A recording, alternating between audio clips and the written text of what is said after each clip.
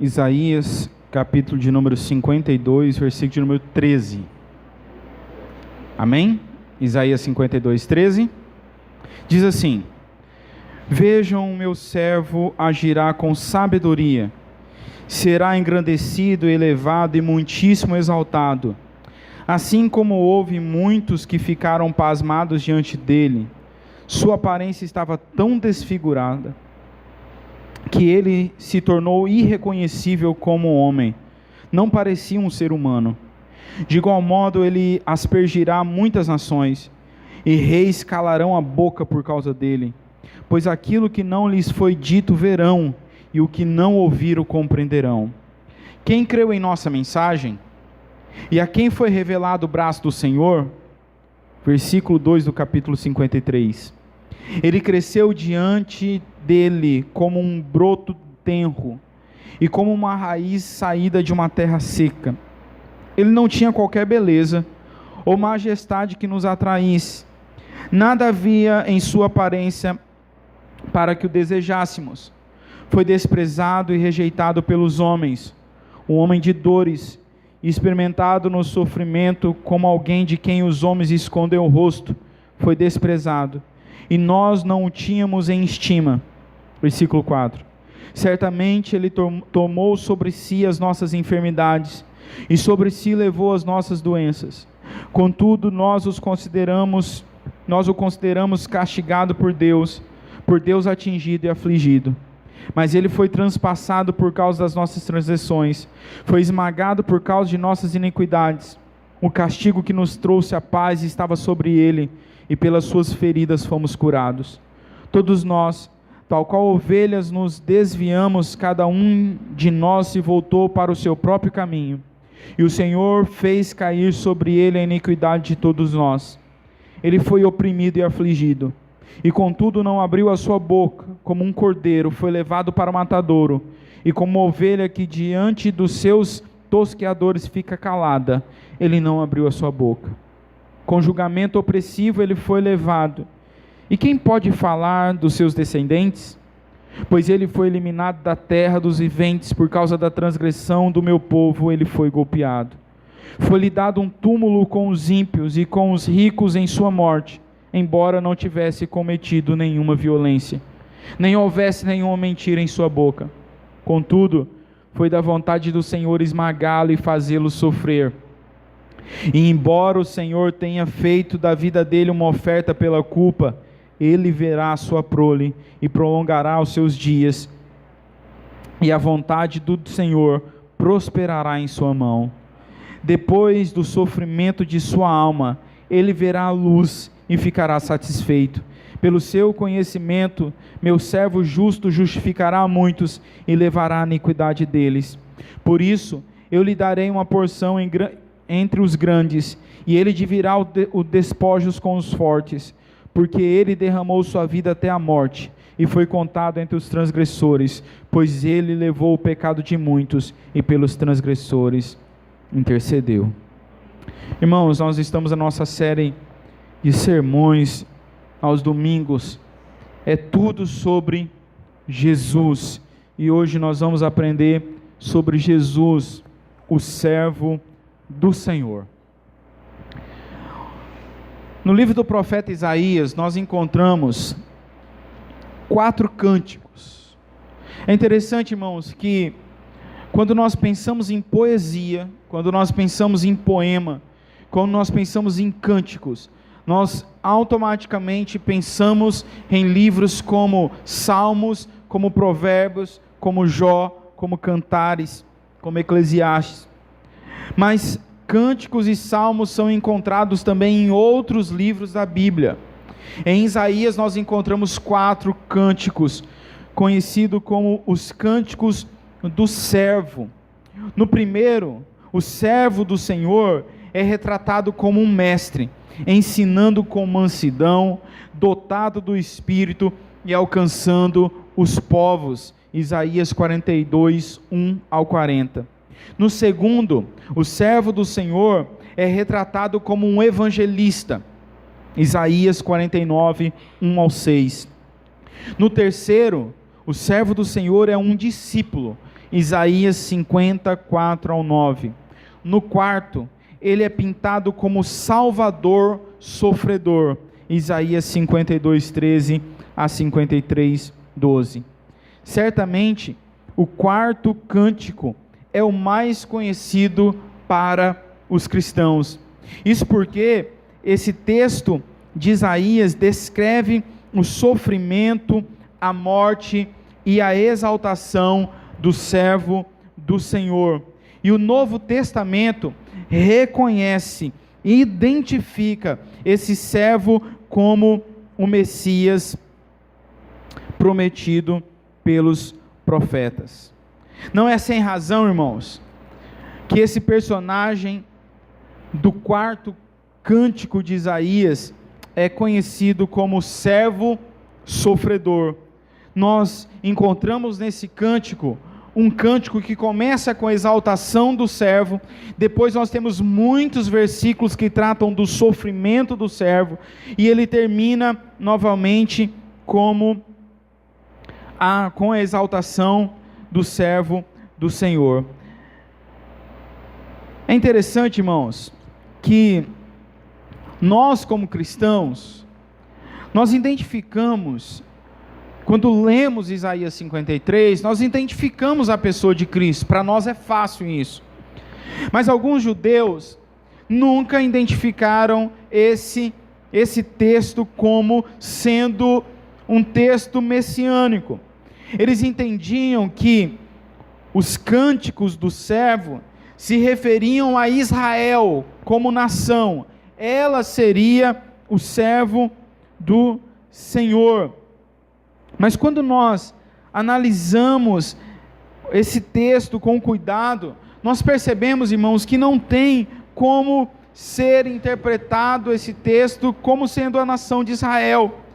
Porque o próprio texto, irmãos, vai mostrar para nós que esse servo é uma pessoa, é um ser pessoal, e não alguém que está tratando no coletivo.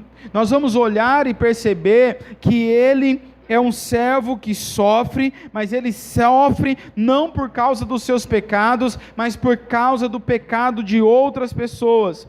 Dificilmente, irmãos, daria para falar isso sobre a nação de Israel. Se ela sofre por causa dos seus próprios pecados. Ela sofre por causa dos seus próprios erros. Ela não sofre por causa dos pecados das nações. Ela sofre porque ela desobedece ao mandamento do Senhor. É interessante, irmãos, que o servo retratado em Isaías diz que vai justificar a muitos. De maneira nenhuma, nenhum ato de Israel poderia justificar nenhuma nação ao seu redor. Portanto, quando nós olhamos para esse texto, definitivamente, o servo do Senhor aqui é Jesus Cristo. Tanto que em Marcos, capítulo de número 8, afirma que o servo do Senhor, aponta para que o servo do Senhor, de Isaías 53, é definitivamente Jesus. O texto que nós lemos é um relato do sofrimento de Jesus em favor dos seus escolhidos. O texto, irmãos, nos apresenta algumas características sobre a obra e a vida de Jesus, o servo do Senhor.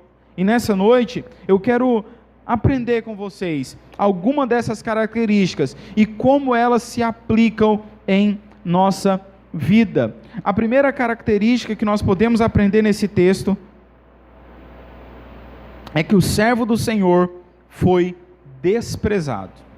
Olha o que diz o versículo 1. Quem creu em nossa mensagem, capítulo 53, 1. E a quem foi revelado o braço do Senhor, ele cresceu diante dele como um broto tenro, e como uma raiz saída de uma terra seca. Ele não tinha qualquer beleza ou majestade que nos atraísse.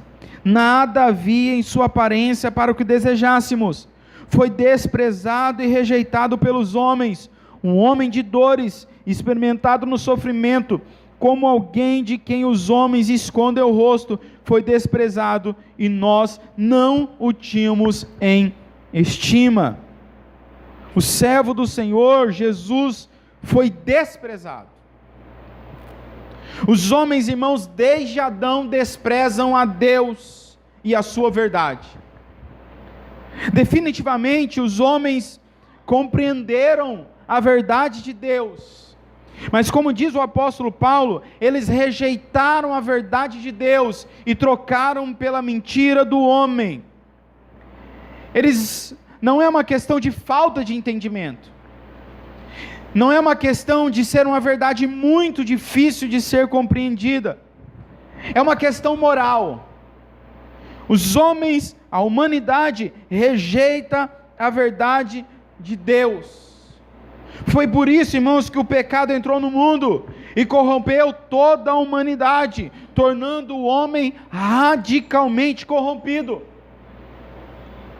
Ao desprezarem a Deus, eles rejeitaram tudo que vem da parte de Deus. E o século em que vivemos, irmãos, reflete essa rejeição. Tudo o que vem de Deus é algo desprezível para o homem do nosso século. Tudo o que vem da parte do Senhor não é algo aceitável.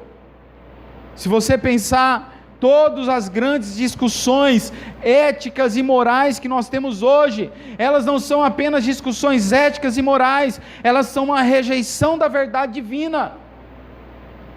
Pense na discussão sobre a família tradicional.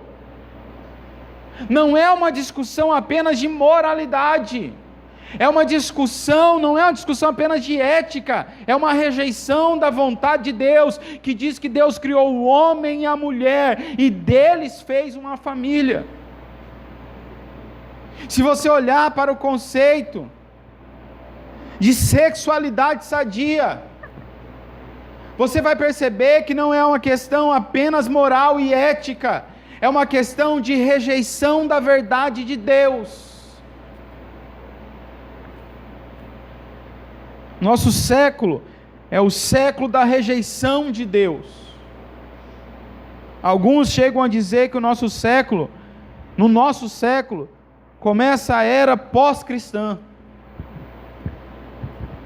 Desde o começo, os homens desprezam a verdade de Deus. O problema, irmãos, é que ao desprezar a verdade de Deus, consequências drásticas têm sido produzidas, como foram produzidas para Adão e Eva. Se os homens desde o princípio desprezam o pai, por que eles não desprezariam o filho?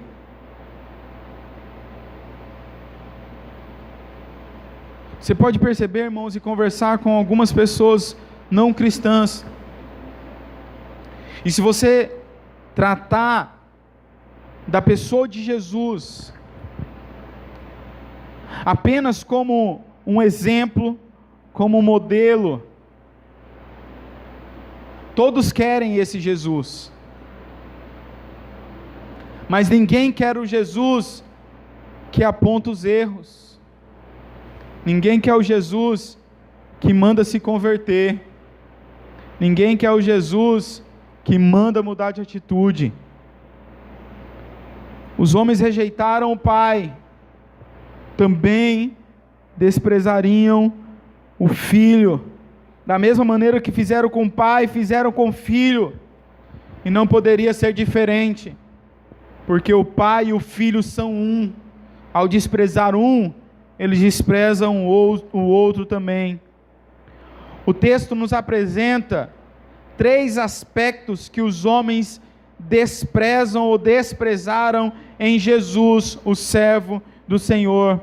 O primeiro aspecto é o desprezo por sua mensagem. Versículo 1 diz: quem creu em nossa mensagem, e a quem foi revelado o braço do Senhor. As palavras nossa mensagem podem levar a um mal entendido.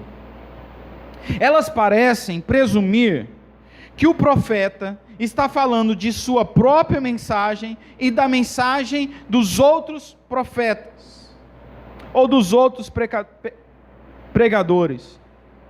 Mas evidentemente, irmãos, esse não é o caso. Primeiro, porque nós temos que entender que o verdadeiro profeta do Senhor não tem uma mensagem sua. A mensagem é do Senhor. Quando os israelitas, quando os judeus rejeitavam a palavra do profeta, eles não estavam rejeitando a palavra do profeta, mas a palavra de Deus por meio do profeta.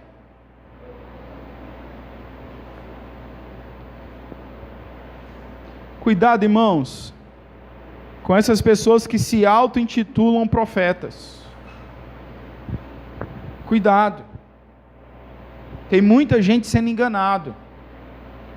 A profecia, irmãos, está escrito, é a Bíblia.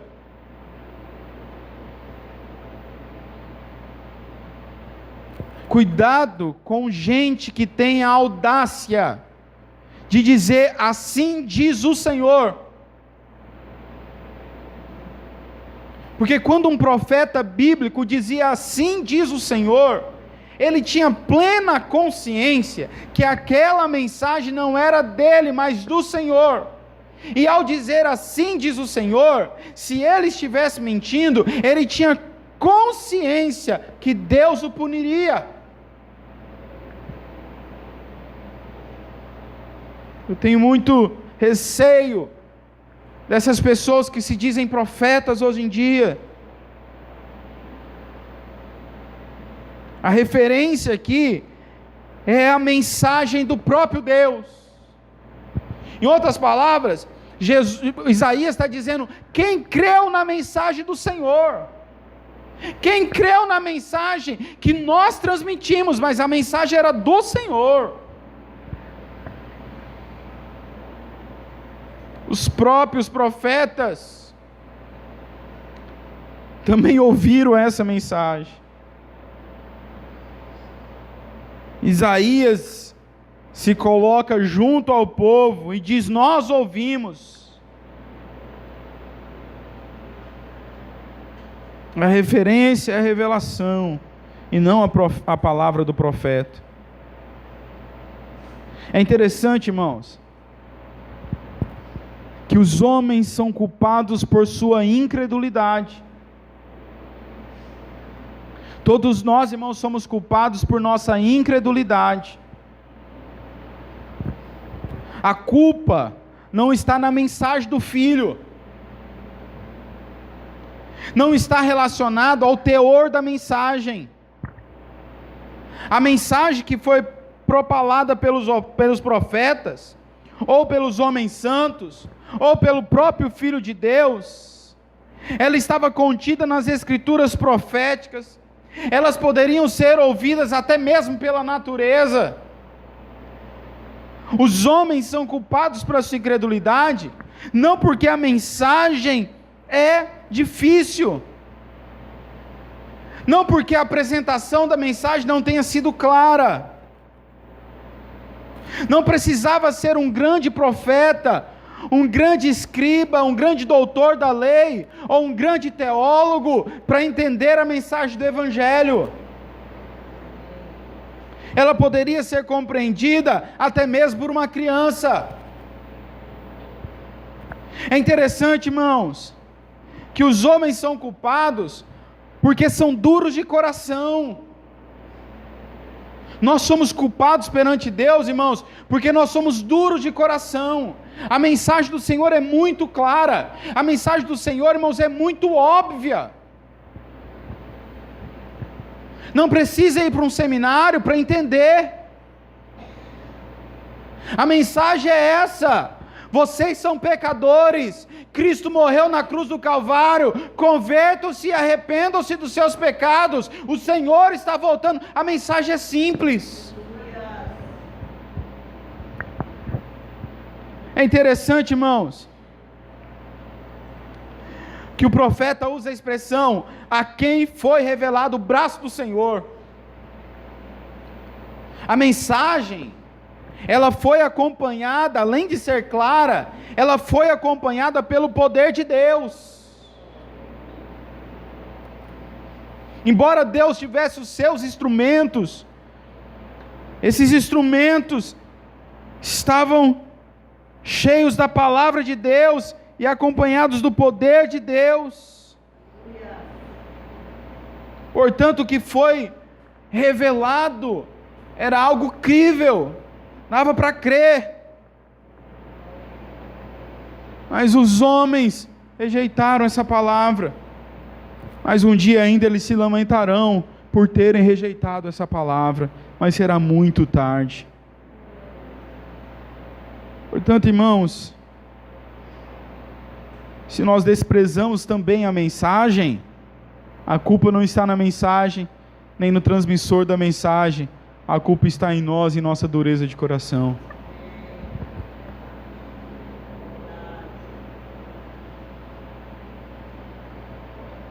Desprezaram também o servo do Senhor em sua aparência.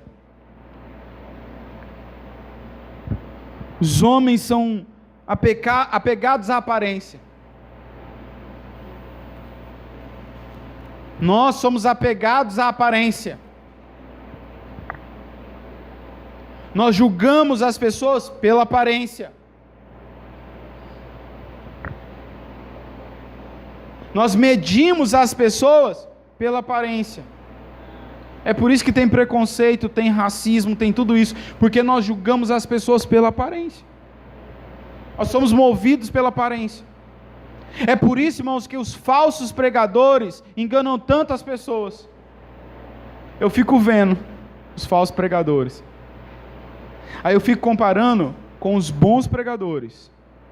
Aí os bons pregadores usam o ternozinho preto, muitas vezes uma camiseta preta, uma calça jeans. Tem um pregador que eu acompanho, que ele só veste camiseta preta e calça jeans. Só camiseta preta e calça jeans. Ele só tem aquela roupa na vida dele. Mas quando você ouve a mensagem, aí eu fico olhando os falsos pregadores. É sapato de 3 cores, 2 cores, é terno colorido, porque a aparência nos engana. A aparência, irmãos, ludibria nossa mente. A aparência é o ilusionismo. Nada nessa mão, nada nessa mão. Agora nessa mão, sempre esteve lá. É nós que fomos iludidos por aquilo que nós olhamos. Os israelitas não eram diferentes. Eles esperavam um Messias glorioso, que reinasse sobre eles e os libertasse do Império Romano. Penso eu que eles esperavam um líder com a aparência de um monarca. Foi assim com Saul. Foi assim quando Samuel, o profeta, que também era movido de alguma forma pela aparência, foi na casa de Jessé para ungir um dos filhos de Jessé rei. Então quando veio o primeiro filho, com uma boa aparência, forte, alto, ele pensou, então esse será o rei de Israel. Então Deus disse para ele, Samuel, eu não julgo pela aparência, eu olho a intenção do coração.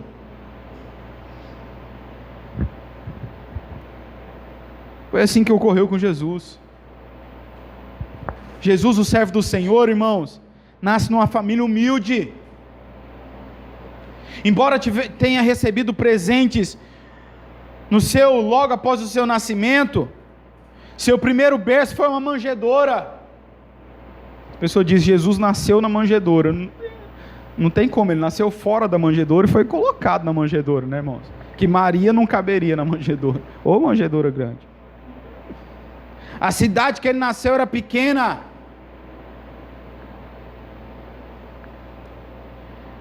Foi criado em uma cidade também desprezada.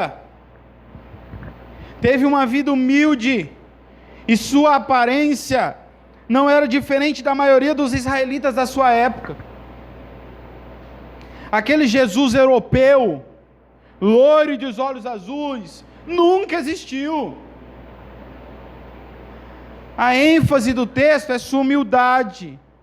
E a sua aparência não tinha nada que atraísse o povo para si. Ele não tinha formosura, resplendor ou brilho que o tornasse desejável.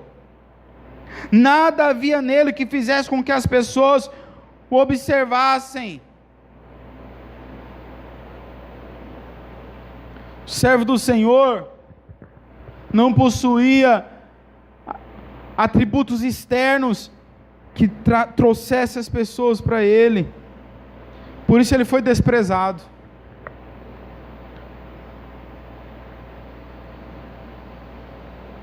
Além disso, ele é chamado de homem de dores. Isso quer dizer que ele era um sofredor costumais. Eu imagino, irmão, Jesus feio. Todos os homens de Deus foram feios. Os grandes homens de Deus eram feios.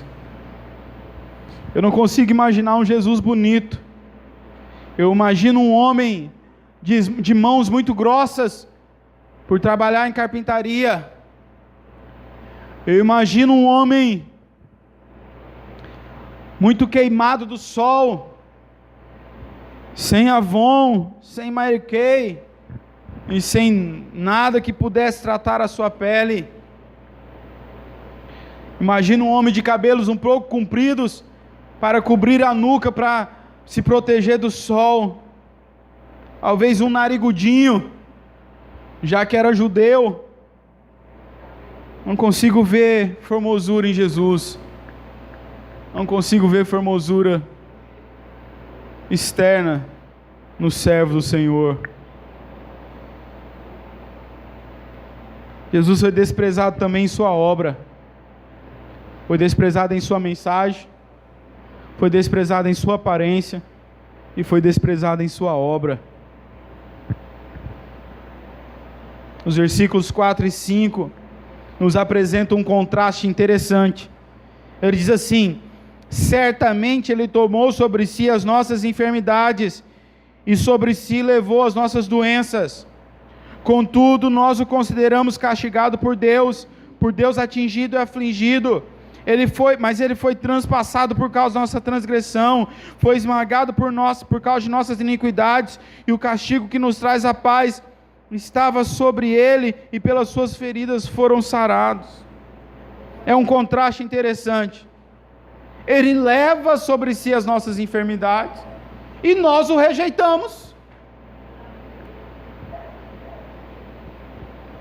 É interessante, eu preciso abrir um parênteses. Muitas vezes as pessoas dizem assim: olha, crente não pode ficar doente, porque Jesus levou sobre si as nossas enfermidades. Isso já foi comprovado biblicamente como se responde. Em Marcos capítulo 8, versículo 17, quando Jesus cura, Marcos diz: olha, é o cumprimento do profeta Isaías. Ele levou sobre si as nossas enfermidades quando ele estava no ministério terreno dele. Mas o que me chama a atenção é que, por um lado, ele leva as enfermidades, por um lado, ele leva os nossos pecados, e por outro lado, nós o rejeitamos. No final das contas, nós rejeitamos a obra de Cristo. Depois de realizar muitos sinais e maravilhas, Jesus disse para os seus discípulos o seguinte: olha, eu vou morrer, eu vou ser rejeitado, eu vou sofrer. Pedro então tenta convencê-lo de não passar por tudo isso. Eles querem o rei libertador deles, mas essa não era a obra de Cristo. Por isso, quando Cristo foi preso e crucificado, esses mesmos discípulos rejeitaram a Jesus e desprezaram Ele. Será que nós também não temos desprezado a Jesus, irmãos? Será que nós não temos desprezado o Filho de Deus? Sua mensagem é clara e compreensível, e também é poderosa. Nós entendemos o que Cristo espera de nós. Nós aqui, irmãos, somos pessoas inteligentes. Nós sabemos o que Cristo espera de nós. Será, irmãos, que nós não temos desprezado a verdade de Cristo, endurecendo o nosso coração? Será que a aparência de Cristo não tem nos desagradado? Será que nós não estamos esperando Cristo, irmãos, de uma certa maneira, e Ele insiste em se apresentar de outra maneira para nós? Será, irmãos, que o agir de Cristo não tem nos frustrado? Nós queremos que Ele haja de determinada maneira sobre as nossas vidas, mas Ele quer outro caminho, e nós rejeitamos esse caminho. É como a história de um alpinista, que ele cai, e a corda de segurança salva ele. Então ele começa a orar: Senhor, livra-me da morte. Então Deus fala para ele: corte a corda. E ele fala: eu estou doido, Deus está doido, como é que eu estou pendurado nessa corda, minha corda de segurança, se eu cortar a corda eu vou morrer. E ele orou mais uma vez: ó Deus, livra-me desse acidente. Deus respondeu para ele: corte a corda. E ele disse: tu está doido, Deus, não tem como cortar a corda. Conta-se essa ilustração dizendo que encontraram esse homem morto, pendurado da corda, a 1 metro do chão.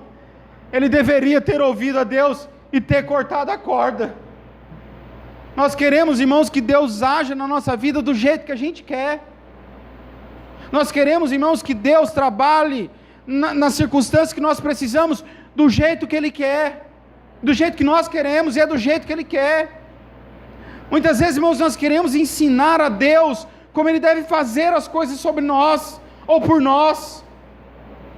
Nós oramos da seguinte maneira: Senhor, olha, tu tem que fazer assim, Senhor, tu tem que fazer dessa maneira, e Deus está insistindo em fazer de outra maneira, e nós desprezamos essa obra de Deus, esse agir de Deus, e enchemos o nosso coração de amargura e infelicidade, pelo simples fato de rejeitarmos a obra de Cristo sobre nós, da maneira que Ele quer.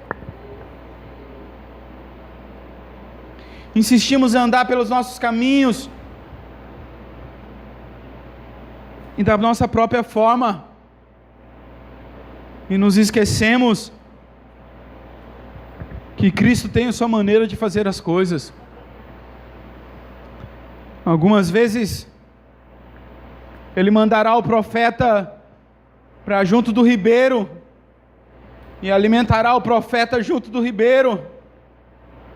Outras vezes Ele mandará o profeta para a viúva, não porque o profeta precisava ser abençoado, mas porque a viúva precisava ser abençoada.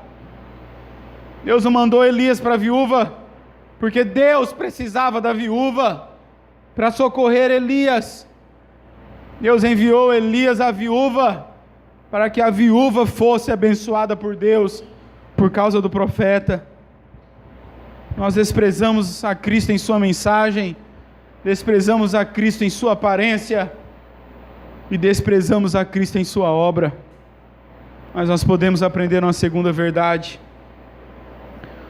o servo do Senhor, Jesus, o servo do Senhor, sofreu intensamente.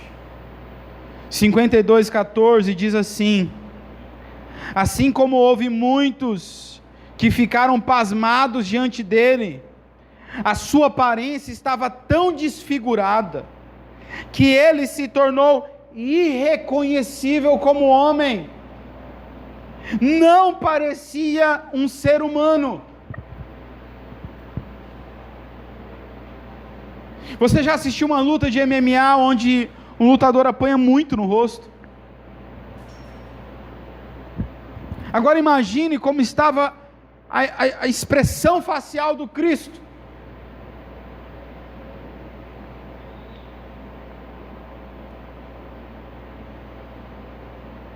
Irmãos, eu não consigo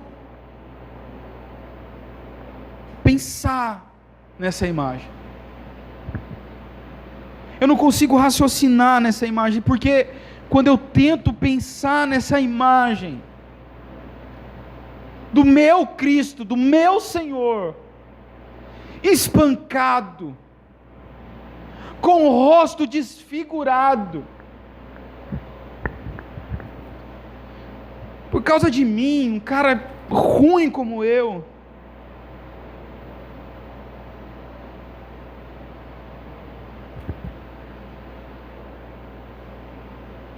mas o sofrimento não era uma opção. Jesus não poderia escolher por não passar pelo sofrimento. No Getsemane ele diz: Senhor, se for possível, passa de mim esse cálice. Eu particularmente entendo que Jesus está vendo o sofrimento que está por vir. É cruel, é desumano,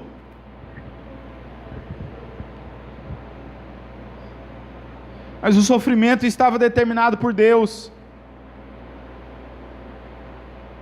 Versículo 10 diz, do capítulo 53, diz que foi vontade do Senhor esmagá-lo e fazê-lo sofrer.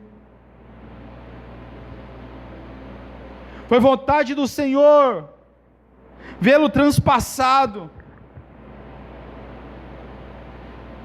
Estava determinado antes da fundação do mundo esse sofrimento. É interessante que esse sofrimento de Cristo tem algumas características.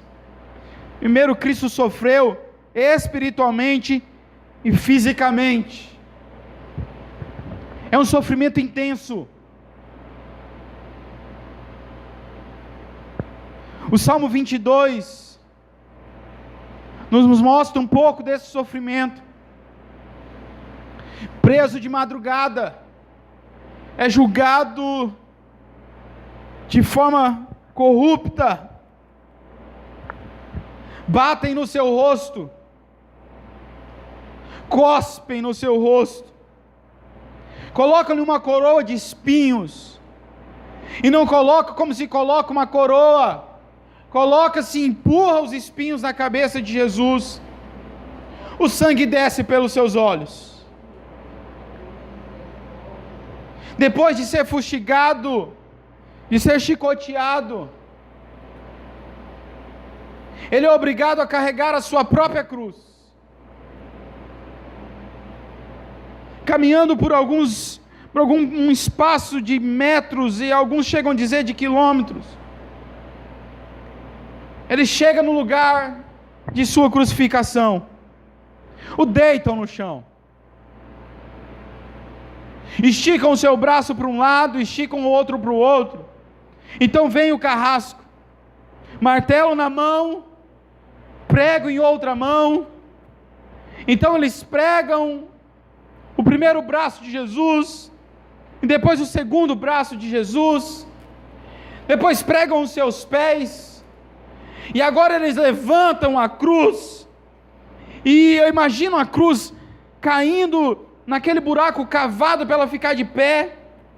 E o salmista diz que, no salmo messiânico, que Jesus sente os seus ossos serem deslocados do lugar. A dor é intensa, o sofrimento é intenso, aquele homem está ali sofrendo mais alto nível de estresse físico e emocional.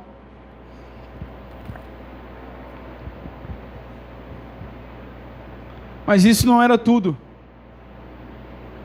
O pior ainda estava por vir.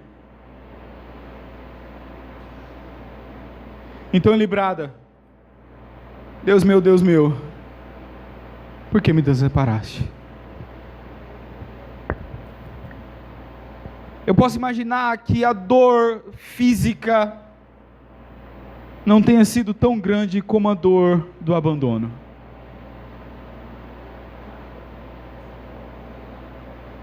Mas esse mesmo Cristo sofredor, que sofre espiritualmente e fisicamente, ele sofre silenciosamente. Não há nenhuma expressão de reclamação ou murmuração. Ele não diz um ai, ele não profere nenhuma maldição, ele em silêncio guarda a sua dor. Diz o texto que como ovelha muda, ele foi para o matadouro. Quando um porco vai ser morto, todos sabem que ele vai ser morto, mas as ovelhas ficam em silêncio. Cristo sofre até as últimas consequências. Ele não escolhe a limitação do sofrimento. O nosso amor pelo outro sempre é condicional. Nós aguentamos o relacionamento até onde dá.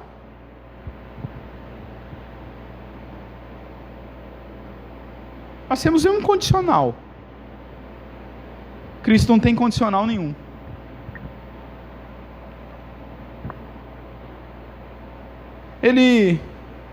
O que me chama a atenção é que Deus teve misericórdia com Jó, mas não teve misericórdia com seu filho. Você já parou para pensar que em Jó capítulo 2, Deus disse para o diabo: você pode tocar nele, mas poupe a vida.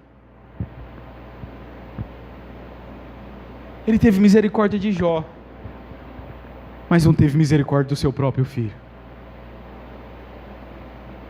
Ele não disse assim: Jesus vai sofrer até aqui.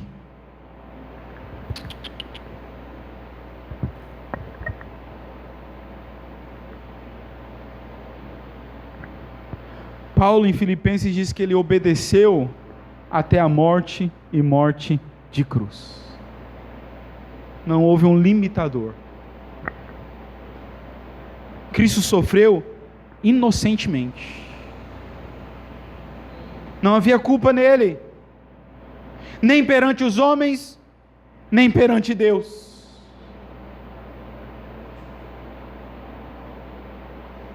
Por isso, houve a necessidade de acusação falsa. Houve a necessidade de testemunhas mentirosas. Nem mesmo Pôncio Pilatos pôde fazer alguma coisa. Não havia mal nele, não havia crime nele. Sofre inocentemente. Todo o nosso sofrimento, irmãos, é culpa dos nossos próprios pecados. Mas Cristo sofre sem pecado algum. Cristo sofre porque Deus quis. Era vontade de Deus salvar alguns, mas para isso alguém tinha que morrer. Alguém tinha que pagar a conta. Cristo sofre porque sabia o resultado do sofrimento. Versículo 10 e 11 do capítulo 53 diz: contudo foi a vontade do Senhor esmagá-lo e fazê-lo sofrer, embora o Senhor tenha feito da vida dele uma oferta pela culpa, ele verá a sua prole e prolongará o seu dia, e a vontade do Senhor prosperará em sua mão. Depois do sofrimento de sua alma, ele verá a luz e ficará satisfeito pelo seu conhecimento. Meu servo justo justificará a muitos e levará a iniquidade deles. Embora o sofrimento, irmãos, tenha sido intenso e cruel, Cristo sabia o resultado de tudo o que estava passando. No Senhor, não há trabalho sem recompensa. O resultado final da crucificação não é a salvação. Muitas vezes nós achamos que o resultado final da morte e ressurreição de Cristo é a salvação de nossas almas. Nós estamos enganados. O resultado final e o objetivo final da morte de Cristo é a exaltação de Deus e de sua obra. No drama da encarnação, irmãos, nós somos salvos, mas quem é glorificado é Deus. No drama da salvação não há méritos humanos, mas apenas méritos divinos.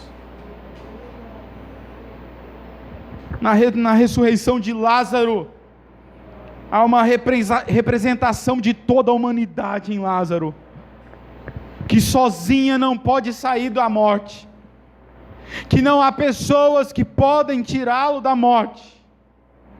Em Cristo, a morte é vencida, o túmulo fica vazio, e ressurgimos com Ele para uma nova vida. Nós podemos aprender uma terceira verdade. O servo do Senhor venceu e foi exaltado sobre todas as coisas.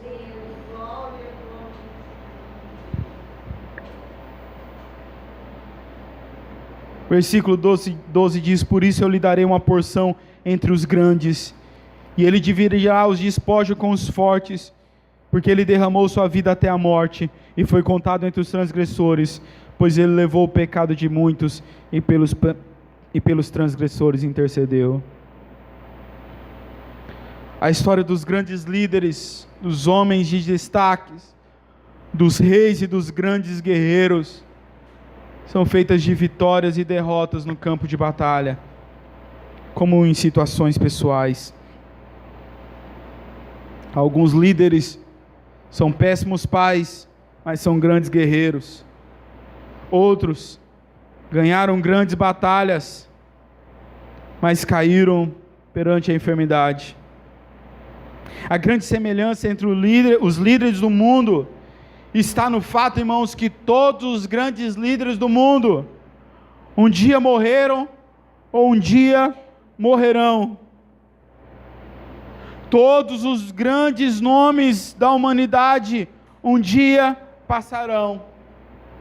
Então aí nós encontramos a grande diferença entre Jesus e os demais líderes. Jesus nunca perdeu uma batalha, e nem a morte pôde vencê-lo, porque ele ressuscitou. Portanto, irmãos, nós não somos discípulos do Jesus fracassado, preso numa cruz.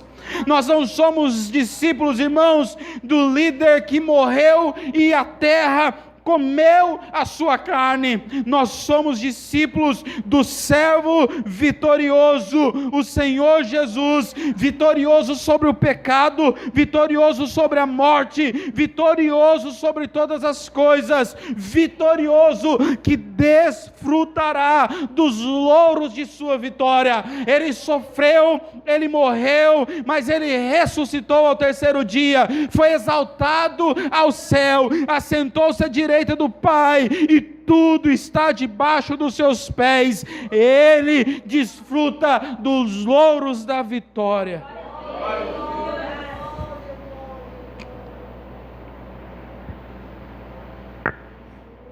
Definitivamente Jesus é o modelo de servo que precisamos copiar.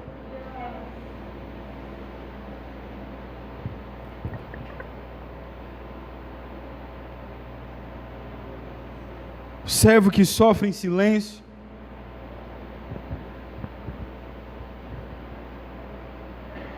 o servo que sabe passar pelo desprezo,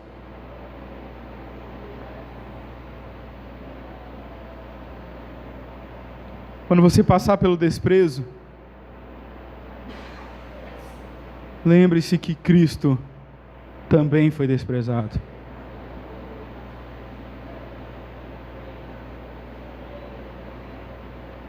Quando você passar pelo sofrimento,